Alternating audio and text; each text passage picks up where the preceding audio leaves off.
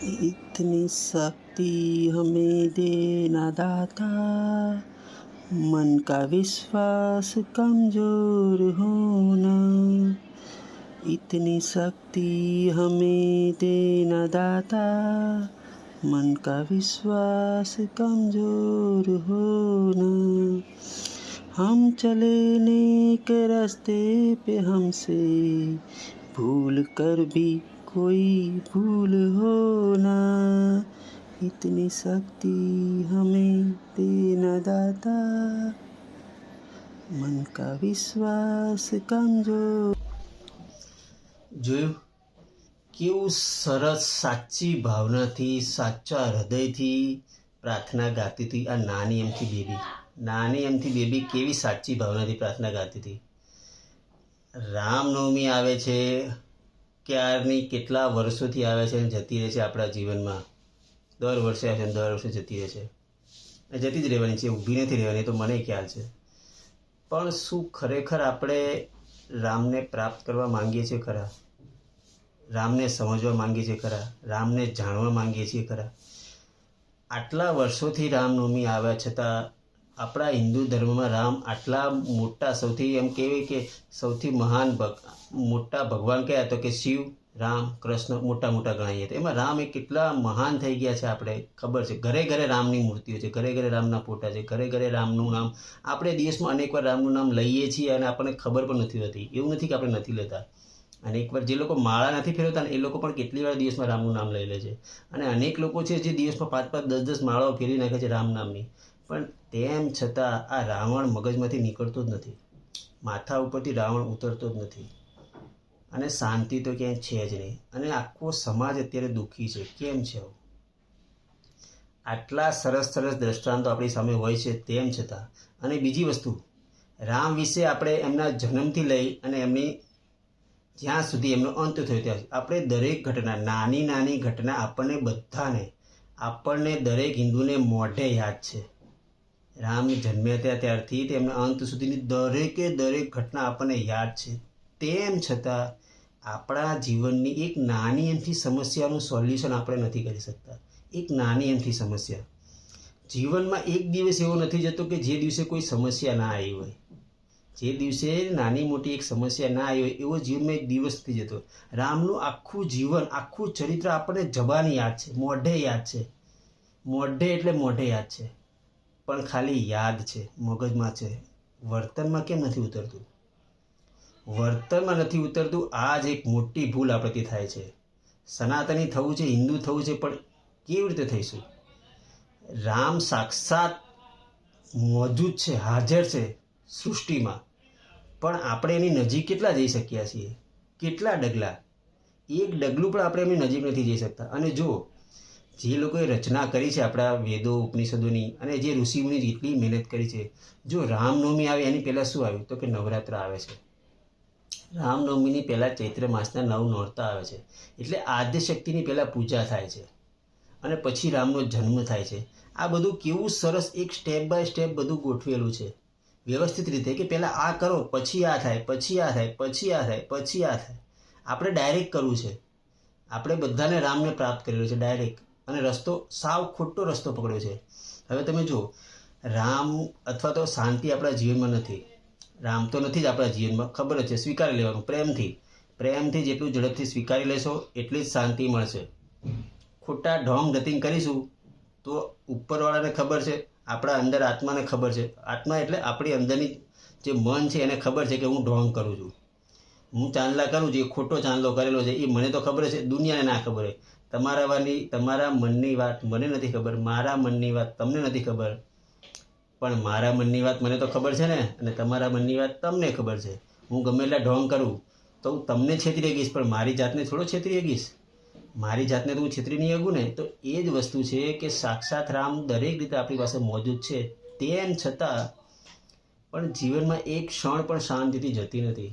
કારણ જો પ્રાર્થના કરવાની આવી પદ્ધતિઓ, આ નાની એમથી ક્લિપ મેં એટલા માટે જ બનાવી કે બતાવી તમને કે આ એક નાનું અમથું બાળક જ્યારે પ્રાર્થના કરતું હતું, આજુબાજુમાં ઘણા બાળકો હતા, જો આવું જ આપણા જીવનમાં પણ આ જ વસ્તુ છે। બીજા બાળકો શું કરતા હતા? એકબીજા સામે જોતા હતા, કોઈ આમ કરતું તેમ કરતું હતું, પણ આ બાળક એટલું ધ્યાનપૂર્વક પ્રાર્થના કરતું હતું, પ્રાર્થનામાં ખોવાઈ ગયું હતું કે આંખો પણ એને એક ક્ષણ માટે ખોલી નહીં. અને આજે આપણે શું જોઈએ છે કે મોટા મોટા મંદિરના પૂજારી હોય, મહંત હોય, સાક્ષાત રામની આરતી ઉતારતા હોય, ભૂલે ચૂકે કોઈકની રીંગ વાગી હોય તો તરત આમ જોશે કોની વાગી, પોતાની વાગી હોય તો તરત ધીમે કામ આંગળી કરી ચૂપ કરી દેશે. અને જો ભૂલે ચૂકે બીજા કોઈની રીંગ વાગી ગઈ હોય તો બંધ કરો. આરતી કરતા મનમાં બે ચાર દઈ દેશે, ના બોલવાની વાતો બોલી નાખે છે. પછી રામની ભક્તિ કરીએ છીએ. કેવી રીતે રામ મળશે કેવી રીતે? તો આજે કોશિશ કરીએ આપણે આ રામનવમીએ કે ખરેખર રામની નજીક એક ડગલું ચાલીએ. કેટલું? એક ડગલું ચાલીએ. મને એ વાતની આમ થોડોક અંદરથી આનંદ થાય છે, ખુશી થાય છે કે નવરાત્રિની આ શરૂઆત, મને ખબર નહોતી કે આ વિડીયો આજે હું બનાવીશ, આવી રીતે ચોથા નોરતે વિડીયો બનાવીશ. અને ખરેખર રીતે 3-4 અને આગળના વિડીયો કદાચ તમે જોયા હોય કે આ પહેલી નવરાત્રિથી મેં આદ્યશક્તિ પાસે પ્રાર્થના કરી હતી. અને જે આપણા 6 રીપુઓ જે આપણા ઉપનિષદોમાં અને ગીતામાં કીધું છે, 6 રીપુને એક એક કરી અને એમના ચરણોમાં અર્પિત કરી અને એકનો હું ત્યાગ કરવાની કોશિશ કરી રહ્યો છું. 4નો ત્યાગ કરી ચૂક્યો છું. ભલે પાછા આવતા રહે પણ ધક્કો મારીને પાછા બહાર કાઢી મૂકીશું અને કોશિશ કરીશું જેમ બને એમ સંપૂર્ણ ત્યાગ થઈ જાય. અત્યારે તો શરૂઆત કરી છે, પણ શરૂઆત મેં કરી લીધી છે એટલો મને થોડોક આમ સંતોષ જેવું છે. બીજું તો કશું ના કહેવાય. થોડોક ટાઈમ માટેનો થોડોક સંતોષ છે, થોડીક શાંતિ મળી છે. તો આ શાંતિ દરેક જણા સુધી પહોંચે એ મારો પ્રયત્ન છે. અને આ નવરાત્રિ પછી રામનવમી આવવાનું રીઝન એક આ જ છે કે આદ્યશક્તિની પહેલાં પૂજા કરો, એની શક્તિ કરો, શક્તિ મેળવી લો, એની પાસેથી પ્રેમ મેળવી લો અને પછી રામનો જન્મ થાય. રામ સંસારમાં પછી આવ્યા હતા. જેવી રીતે રામ સંસારમાં પછી આવે એવી રીતે આપણા જીવનમાં રામ ક્યારે આવશે? તો આ નવરાત્રિને આપણે સમજીશું, સાચી રીતે એની પૂજા કરીશું તો રામ આપણા જીવનમાં પણ આવશે. રામના જીવનમાંથી કેટલા દ્રષ્ટાંતો રામાયણ આપણને યાદ જ છે એટલે એના વિશે વધારે વાત નહીં કરું. ખોટો સમય તમારો મારો બગાડો. આખી રામાયણ યાદ છે પણ એમાંથી શું લેવાનું છે? રામે એના ભાઈ જોડે કેવો સંબંધ હતો, નાના ભાઈ જોડે, મોટા ભાઈ જોડે, મિત્રો જોડે, પત્ની જોડે, શત્રુ જોડે, શત્રુના ભાઈ જોડે, મિત્રો જોડે, બધા જોડે રામનો સંબંધ કેવો હતો? નગરજનો જોડે, આદિવાસીઓ જોડે, સમાજ જોડે કેવો સંબંધ હતો રામે એમના જીવનમાંથી દેખાડ્યું અને આપણને યાદ છે. અને આપણો આપણા ભાઈ જોડે, પત્ની જોડે, માતા પિતા જોડે, સગા સંબંધીઓ જોડે, મિત્રો જોડે, આડોશી પાડોશી જોડે, સમાજના બીજા જ્ઞાતિ બંધુઓ જોડે, પરનાતનાઓ જોડે કેવો સંબંધ છે? આપણે ખબર પડી જશે કે રામ આ દિશામાં જાય છે અને આપણે આ દિશામાં જઈએ છીએ. રામ ચાલતા હતા આ દિશામાં અને આપણે ચાલીએ છીએ આ દિશામાં. અને પછી રામના ગમે એટલી માળા કરીએ, રામ નામની ગમે એટલી માળા કરીશું, કશું થવાનું છે નહીં. આ સત્ય છે. આ સત્ય જેટલું ઝડપથી સ્વીકારીશું એટલું જ શાંતિ મળશે અને એટલી જ જીવનમાં ઝડપથી તમે રામની દિશામાં રામ પાસે જઈ શકીશું. તો આ પ્રાર્થના જે આ નાની ઢીંગલીએ જે પ્રાર્થના કરી ને એવી જ પ્રાર્થના જીવનમાં એક કામ એવું કરવાનું છે. આપણે કેવું જીવનમાં એક કામ કરવાનું છે. રામે જેટલા કાર્ય કર્યા, જેવું જીવન જીવ્યા એ તો બહુ મુશ્કેલ છે, બહુ મુશ્કેલ છે. પણ એકાદું તો કાર્ય આપણે કરી શકીએ ને, એક કામ નાનું અમથું. આ એક પ્રાર્થના નાની એમથી ઢીંગલી આટલી સરસ પ્રાર્થના કરે છે તો આપણે શું આવી એક પ્રાર્થના દિવસમાં એકવાર ના કરી શકીએ કે સંપૂર્ણ ધ્યાન આપી દઈએ? સંપૂર્ણ પણ ના. અચ્છા, આપણે જો દ્રષ્ટાંત જો આપણે આરતીમાં કેટલી વાર ગયા છીએ ખબર છે? આપણે શું કરીએ છીએ? કથામાં આપણે કેટલી વાર બેઠા છીએ ખબર છે? આપણે ચલો અત્યારે ઘણા મંદિરોમાં શું છે, મોબાઈલ પર પ્રતિબંધ છે, પણ મોબાઈલ પર પ્રતિબંધ હોય પણ આજુબાજુમાં આપણે ડાફોડિયા તો મારીએ ને, ફલાણા કેવા કપડાં પહેર્યા છે, કેવી ઘડિયાળ પહેરી છે, કેવા ચશ્મા પહેર્યા છે, કેવી હેરસ્ટાઈલ છે, કેવા મોજા છે, કેવા પરફ્યુમની સુગંધ આવતી હોય, આ બધું તો જોતું જોઈએ છે. અને કથામાં બેઠા બેઠા પંચાયત તો કેવી ચાલતી હોય, ક્રિકેટની વાતો ચાલતી હોય છે, રાજનીતિની વાતો ચાલતી હોય છે, બેઠા હોય છે કથામાં. મોરારી બાપુ વર્ષોથી કથા કરે છે. કેટલા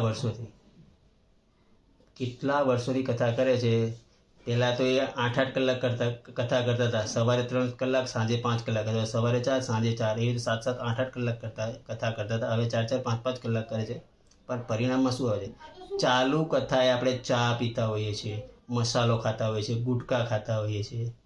ચલો ઘણા એમ કહે છે ભાઈ અમે ચાલુ કથાએ નથી ખાતા. સારું છે, તમે ચાલુ કથાએ નથી ખાતા, પણ કથામાંથી બહાર નીકળ્યા પછી તરત જ પહેલાં મસાલો, તરત જ ચા જોઈએ છે.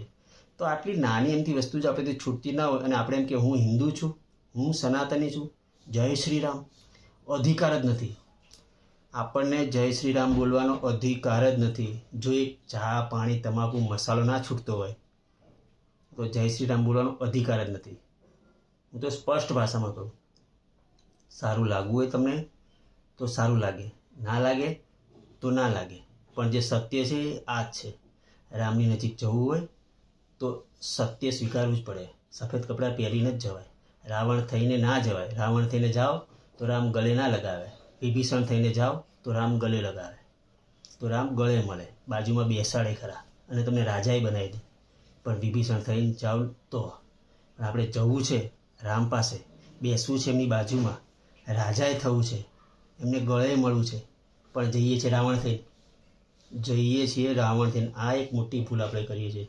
એક નાનું ઊંટું કામ શરૂઆત કરવાનું છે. આ રામનવમીથી આપણે શરૂઆત કરીએ. શું? કોઈ એક દુર્વ્યસન, કોઈ એક ખરાબ કુટેવ, કોઈ એક વસ્તુ છોડીએ. આ ષડ રીપુ મેં તમને કીધા ને, એ ષડ રીપુ પણ તમે જો નવરાત્રિ ચાલે છે, એકાદ ષડ રીપુને પણ તમે છોડી શકો છો. ત્યાંથી પણ શરૂઆત કરી. જીવનમાં સારું કાર્ય કરવાની અને યાદ રાખવું કે સારું કાર્ય હંમેશા કરવા માટે મહેનત કરવી પડે. એના માટે મહેનત કરવી જ પડે. કોઈ પણ સારું કાર્ય કરવું હોય તો રામાયણ વાંચ્યું છે, ગીતા વાંચી છે, ચોપડી વાંચી છે. વ્યસનો બંધ કરવા માટે મહેનત કરવી પડે. ચાલુ કરવા માટે મહેનત નહીં, એ તો મફતમાં થઈ જાય છે. ચા તો કોઈ મફતમાં પીવડાવી દેશે, મસાલો કોઈ મફતમાં ખવડાવી દેશે. અત્યારે તો લોકો દારૂ મફતમાં પીવડાવી દે છે, પિક્ચરો એ લોકો મફતમાં દેખાડે છે. પિક્ચરમાં આપણે સાંભળીએ છીએ શું ગાળો, 3-3, 4-4 કલાક 200-500 રૂપિયાની ટિકિટ લઈને અંદર ગાળો સાંભળીએ છીએ. આ બધું મફતમાં થઈ જાય, પણ આ બધું બંધ કરવું હોય તો મહેનત કરવી પડે ભાઈ. વિભીષણ થવા માટે ઘરબાર છોડવું પડે. વિભીષણ જ્યાં જન્મ્યો હતો, જે લંકામાં, અને વર્ષો સુધી લંકામાં રહ્યો, લંકા છોડી હતી એણે, ત્યારે રામ સુધી જઈ શક્યો, રામની નજીક જઈ શક્યો. આપણે બધું લેવું છે. મારે તો ઘર જોઈએ, ગાડી જોઈએ, બંગલો જોઈએ, સાધન જોઈએ, સંપત્તિ, મારી પદ જોઈએ, બધું જોઈએ અને જવું છે રામ જોડે, તો શક્ય જ નથી ભાઈ.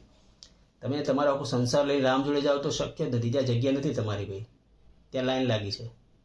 રામની જોડે જવામાં ધક્કા મૂકી છે, લાઈન લાગી છે, અને તમારે ખાલી હાથે જવું નથી. બધું લઈને જવું છે. બધું લઈને ના જવાય, બધાનો ત્યાગ કરીને જ જવું પડે. એટલે એક ડગલું ચાલો, એક વસ્તુને છોડો એટલે એક ડગલું ચાલે ગયા. બીજી વસ્તુ જોડે શરૂઆત એકથી કરો, પછી ધીમે ધીમે આગળ થઈ જશે. હજી રામનવમીને ટાઈમ છે. આજે ચોથું નોરતું છે, હજી રામનવમીનો ટાઈમ છે, આપણી પાસે સમય છે. ત્યાં સુધીમાં આપણે વિચારીને કોઈ પણ એક વસ્તુ છોડી શકીએ છીએ. તો આ રામનવમી આપણે શું કરીશું? ઢીંગલીની જેમ પ્રાર્થના કરીશું, આજુબાજુ ડાફોડિયા નહીં મારીએ, અને દિવસમાં એક વાર પ્રાર્થના કરીશું. એક લીટી બોલીશું. શું બોલીશું? એક જ લીટી બોલો. મીરાબાઈ એક લીટી બોલ્યા હતા. શું બોલ્યા હતા? મેરે તો गिरधर गोपाल दूसरो न कोई, मेरे तो गिरधर गोपाल दूसरो न कोई. બસ એક લીટી બોલવાની છે, એક કડી ગાવાની છે, પણ એક સાચા હૃદયથી એકવાર રામનું નામ લેવાનું છે. માળા કરો, પણ એક સારું કાર્ય. આ રામનવમી આપણે નક્કી કરીએ કે એક સારી ટેવ પાડીશું. એના માટે મહેનત કરવી પડશે, ફ્રીમાં નહીં થાય, પણ કરીશું. જય શ્રી રામ બોલવાથી સનાતન ધર્મની જરૂર નથી ભાઈ. સનાતન ધર્મની રક્ષા માટે જય શ્રી રામની જરૂર નથી, એક સારા કાર્યની જરૂર છે. તો કરીશું આજથી. ચલો, જય શ્રી રામ.